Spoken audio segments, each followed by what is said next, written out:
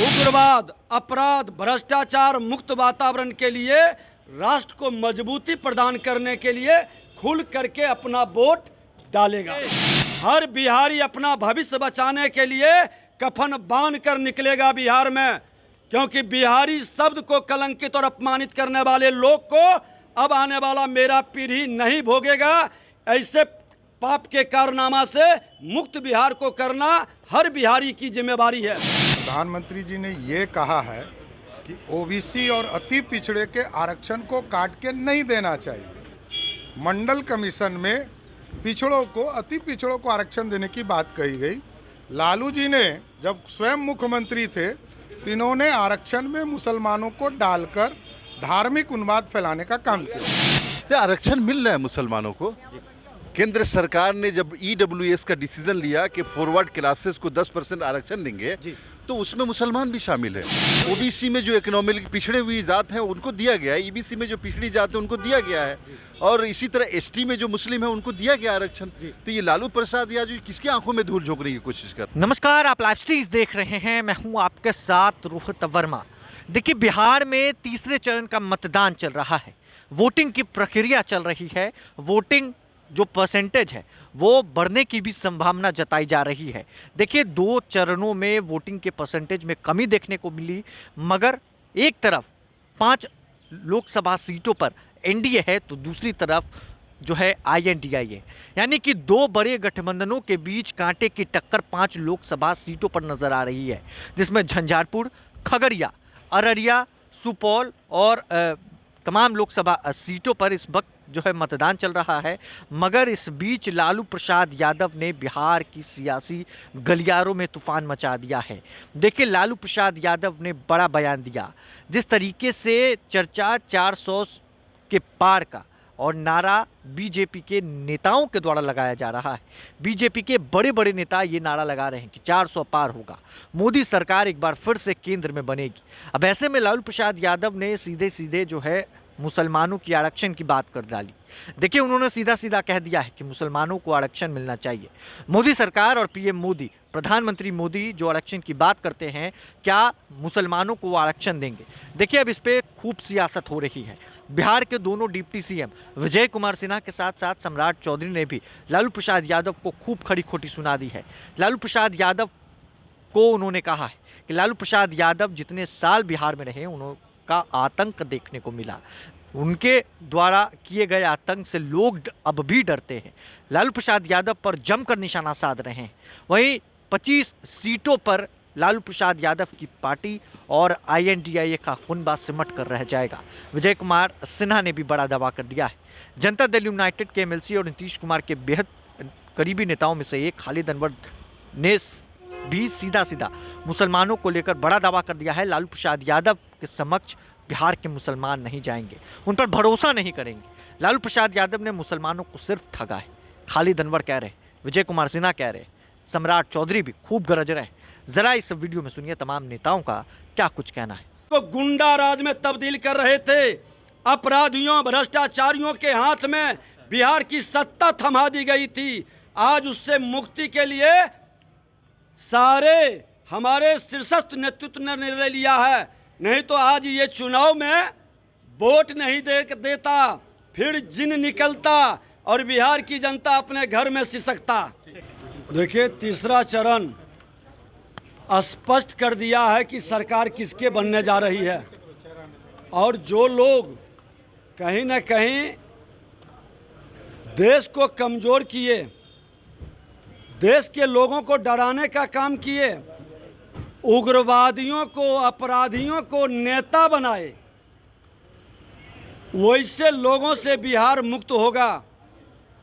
जो बिहार में नरसंहार करवाया, बिहार में उग्रवाद को पैदा किया और पोषित किया और उग्रवादियों को सदन तक पहुंचाया, ऐसे लोग बिहारी का हितैषी नहीं और बिहारी प्रतिभा का दमन करके पलायन के लिए विवश किया। आज का चुनाव में जनता उग्रवाद, अपराध, भ्रष्टाचार मुक्त वातावरण के लिए, राष्ट्र को मजबूती प्रदान करने के लिए खुल करके अपना वोट डालेगा। लालू जी कह रहे हैं कि मुसलमानों को रिजर्वेशन मिलना चाहिए और यहाँ पर आतंक राज, जंगल राज कह के डराया जा रहा है, लोगों को भड़काया जा रहा है। इनका बस चलता तो ये उग्रवादी, अपराधी और भ्रष्टाचारी के लिए विशेष रिजर्वेशन निर्धारित करते, लेकिन जनता इनको समेट करके 22 सीट पर सिमटा दिया, विपक्ष में बनने के लायक नहीं रहने दिया। माई और बाप का समीकरण काम नहीं आया।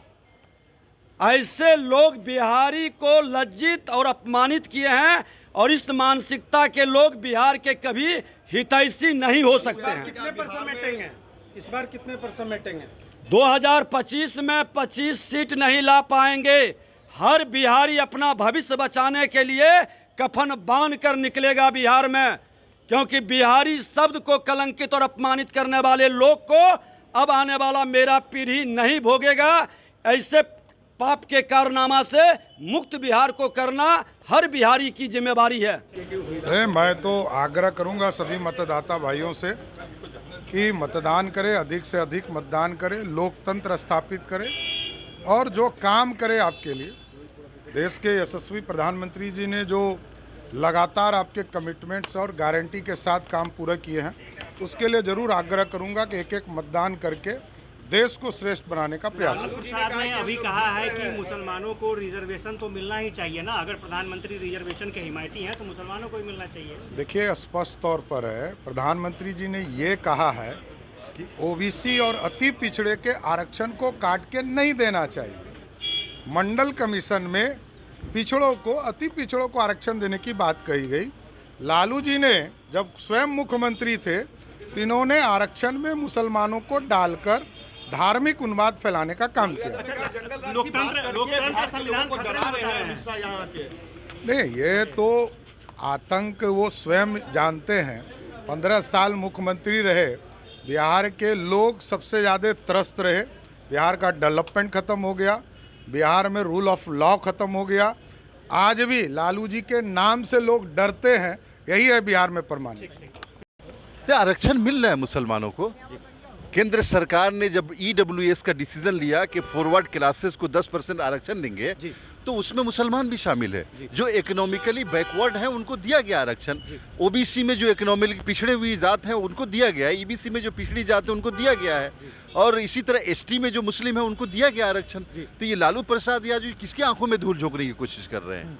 आरक्षण मुसलमानों को पहले से है, जब से ये मुल्क आज़ाद हुआ तब से है, और आइंदा भी रहेगा। और इसको कोई भी ताकत, हिंदुस्तान की या दुनिया की कोई भी ताकत इस आरक्षण को ख़त्म नहीं कर सकती। एनडीए डर गई है कह रहे हैं, इसलिए बड़े बड़े नेताओं को दिल्ली से बुला रहे हैं बिहार। एनडीए डरे नहीं है, एनडीए के काम करने का तरीका है, और एनडीए हर इलेक्शन को पूरे पावर के साथ और पूरी ताकत के साथ लड़ती है। इसलिए इसको डरना नहीं चाहिए कि एनडीए पूरी ताकत लगा रही है ताकि समाज को जगाया जा सके, और जो परिवारवादी शक्तियां हैं जो अपने परिवार के लिए, करप्शन के लिए सत्ता में आना चाहती है, उनको दूर किया जा सके। मुसलमान भरोसा करेंगे लालू प्रसाद यादव पर, लगता है? देखिए, लालू प्रसाद यादव जी पे मुसलमान 30 साल से भरोसा कर करके थक गया है, और लालू प्रसाद यादव जी से कुछ नहीं मिला है मुसलमानों को सिवाय धोखा के, ठगने के, अच्छी अच्छी बातों के। उन्होंने बातें तो की हैं सारी कम्युनिटी की, मुसलमानों की, लेकिन काम किया है सिर्फ अपने परिवार का। तो आपने सुना है, तमाम नेताओं को सीधा सीधा अटैक लालू प्रसाद यादव पर करते हुए नजर आ रहे हैं। देखिए, वोटिंग के बीच बड़े बड़े नेताओं का बयान सामने आ चुका है। बड़ा दावा वो करते हुए नजर आ रहे हैं। 5 लोकसभा सीट पर वो बड़ा दावा कर दिए हैं और जीत हासिल करने की बात करते हुए नजर आ रहे हैं।